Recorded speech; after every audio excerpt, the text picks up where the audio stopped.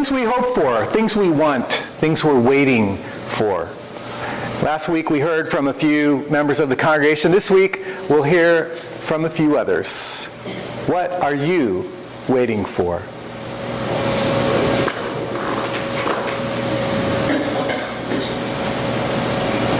Need to rewind to the front there.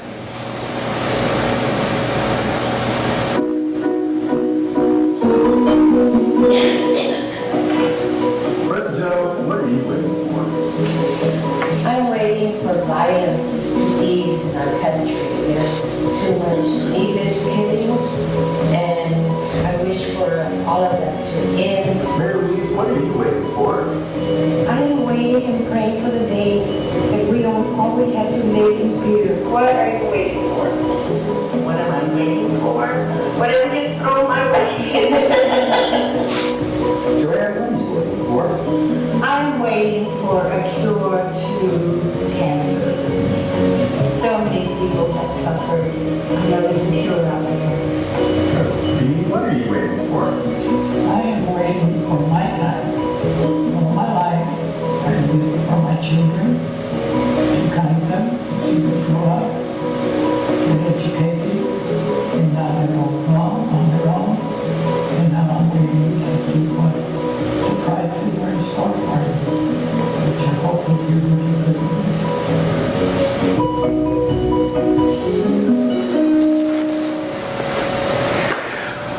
Hopes for peace, hopes for a cure to cancer, hopes to live without being afraid,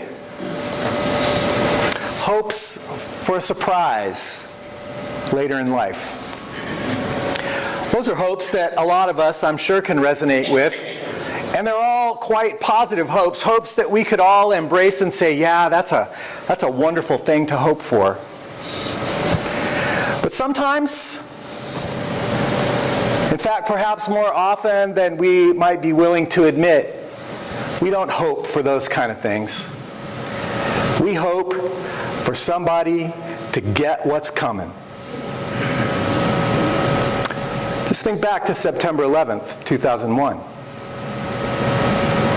when our entire nation rose up, wanting somebody to get what was coming. And how when Osama bin Laden finally was killed, we were glad. We were glad. Or what about just last week, when the whole community rose up to support our police officers after one of them had been stupidly shot down by someone who was angry, just trying to get back at the man who happened to be Ben Marconi on that particular day. And if we're honest, right, Margie? We want him to get his. But what about how we felt when little Brian was killed in our own church? And how the death of his killer by suicide was a relief to us.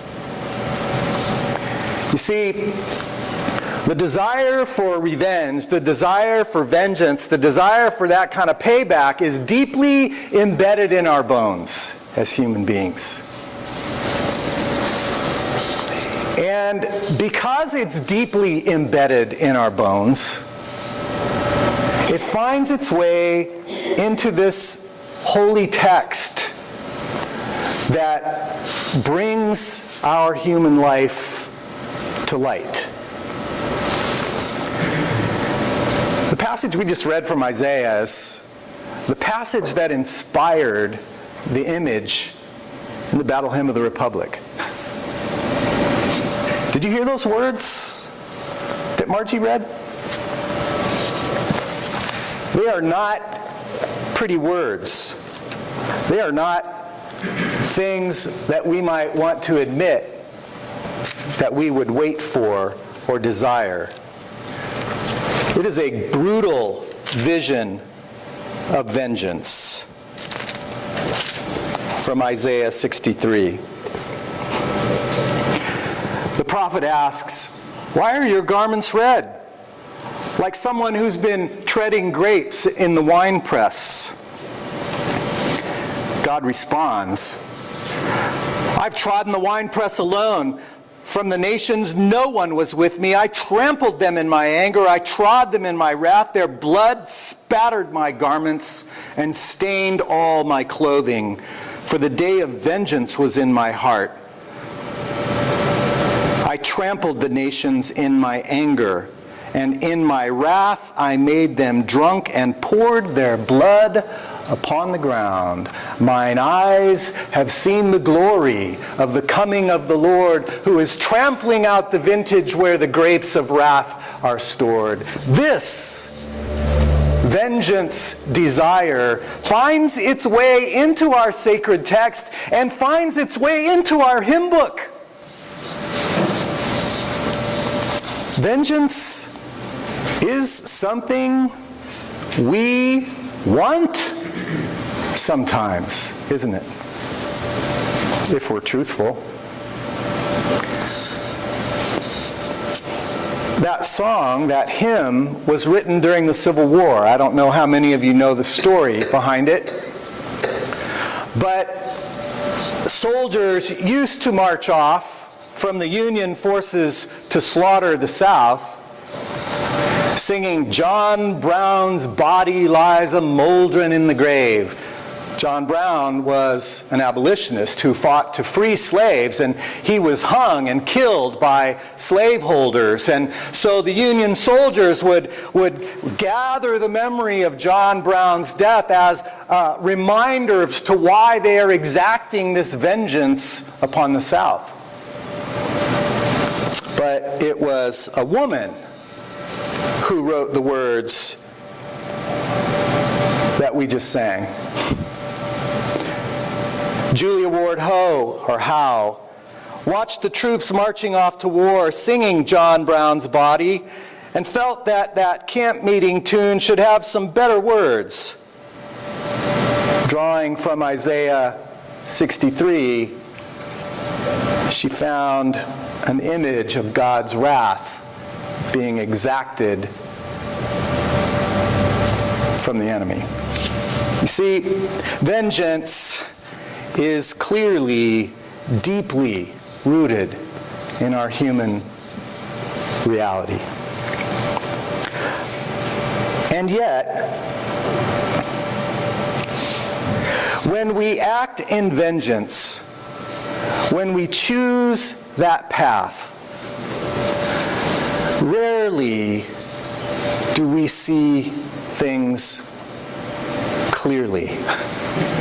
Because vengeance blinds us. Blinds us. Mark Twain understood that. In the aftermath of the Spanish-American War, he penned a story that I first encountered in college called The War Prayer. It's a very short, little 2-page story about a community that is wrapped up in the patriotic fervor around the war, sending their troops off with bands and with prayers and with parades and celebrations, sending them off to victory, praying their protection, praying their courageous and victorious victory over the enemy.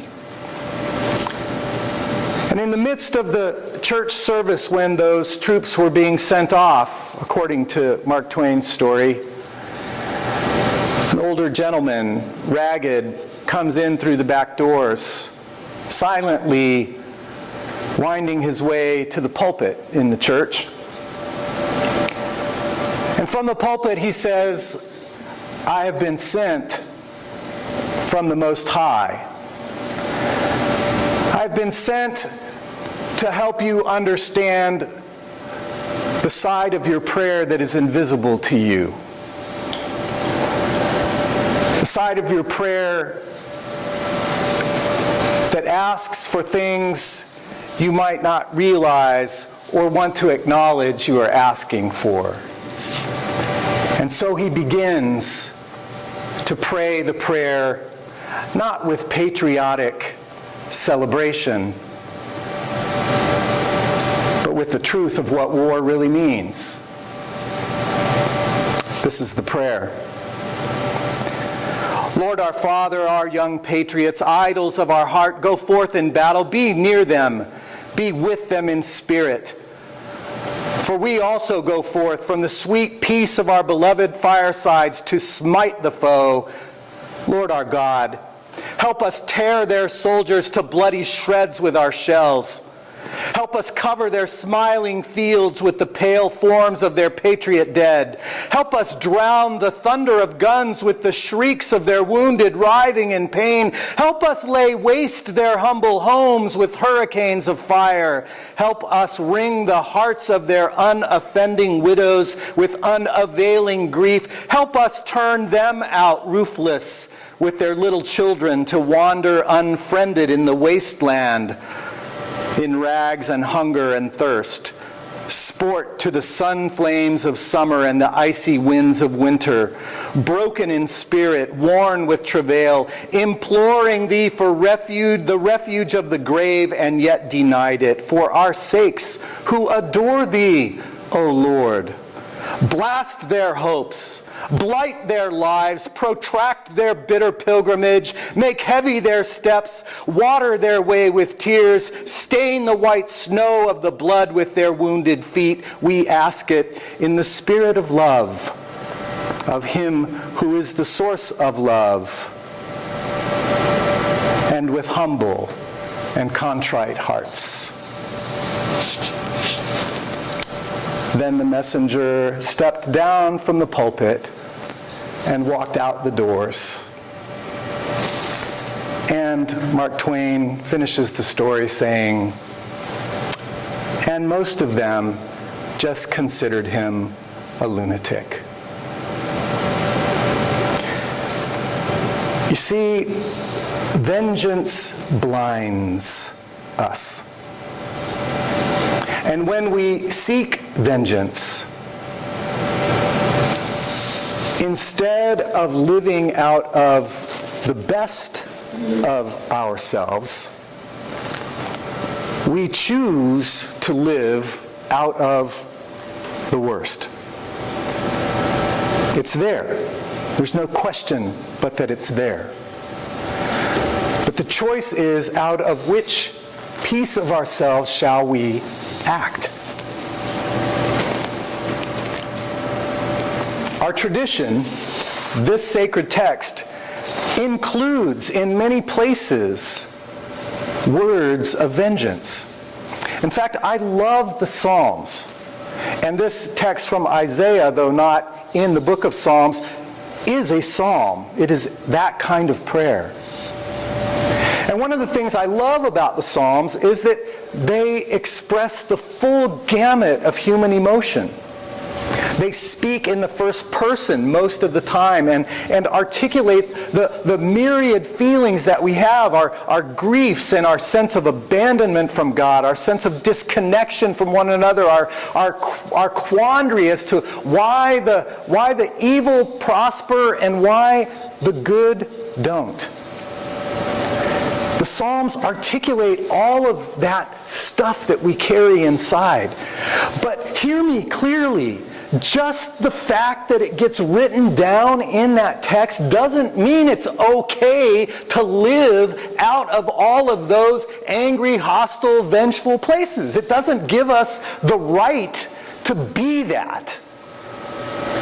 It says it's okay to feel that.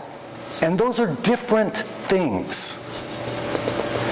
Yes, I wanted Osama bin Laden to get it. Yes, I feel angry and vengeful towards somebody who senselessly assassinates a police officer on the street. Yes, I felt horribly hateful toward the man who killed little Brian. Yes, I did. But to feel it and to act upon it are two different things. And the fact that our text allows us to feel these things, gives us the words to express them sometimes, does not mean that our sacred story points us in a direction to live lives of vengeance, of revenge, and of angry hostility. No. In fact, our text points us to some other things. Points us to that cross. And it's at that cross where one of us experienced in his own flesh the vengeance and hatred and violence and terror that humanity can bring. All you got to do is look at Mel Gibson's Passion of the Christ if you want to experience 90 minutes of torture before your eyes. But what did he return? It was not curses. It was not condemnation. It was not vengeance. It was not retribution. It was forgiveness. It was forgiveness. To the very ones who tortured him. Forgiveness. And if salvation story, if the salvation narrative that we tell every year points us anywhere, it points us to that cross. It points us to that one who hung upon that cross. And to a different way. The Apostle Paul certainly understood that. In fact, in his letter to the Romans, in the 12th chapter, he has a passage that is one of my favorites in all of Scripture. After inviting us to become living sacrifices, wholly turned over to God, in verse 9 of the 12th chapter, he writes this: "Love must be sincere. Hate what is evil and cling to what is good. Be joyful in hope, be patient in your affliction. Share with God's people in need and practice hospitality. Bless those who persecute you. Bless and do not curse. Live in harmony with one another. Do not be proud, but be willing to associate with those of low position. Do not be conceited. Do not repay anyone evil for evil. Be careful to do what is right in the eyes of everyone. As far as it depends upon you, live at peace with everyone.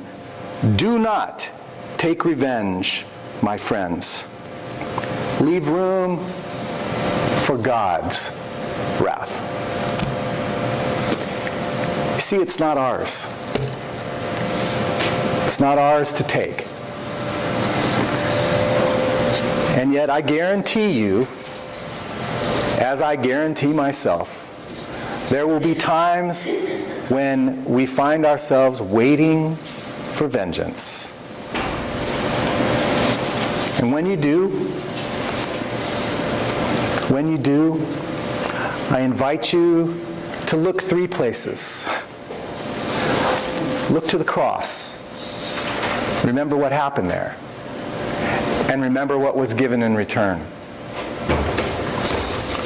Look to this table. And remember how Jesus broke bread with the very one who betrayed him to death. And remember this font, where you and I were claimed before we even knew who God was, made family, told we were loved, given a place. Free gift. Free gift. Free gift. Why? So that vengeance will not be our way, but love love can be the victor. Let us pray. Amoroso Dios, gracias por el ejemplo que tenemos en Jesús, un ejemplo que recibió toda la venganza y horror y violencia que la humanidad podría ofrecer, y quien devolvió en su lugar amor y perdón. Concédenos la gracia al sentir el deseo de venganza, buscar algo más profundo aún. El hecho de que somos hijos e hijas tuyos y tuyas. Y que el amor es más profundo, más verdadero, como nuestra naturaleza y origen. Amén.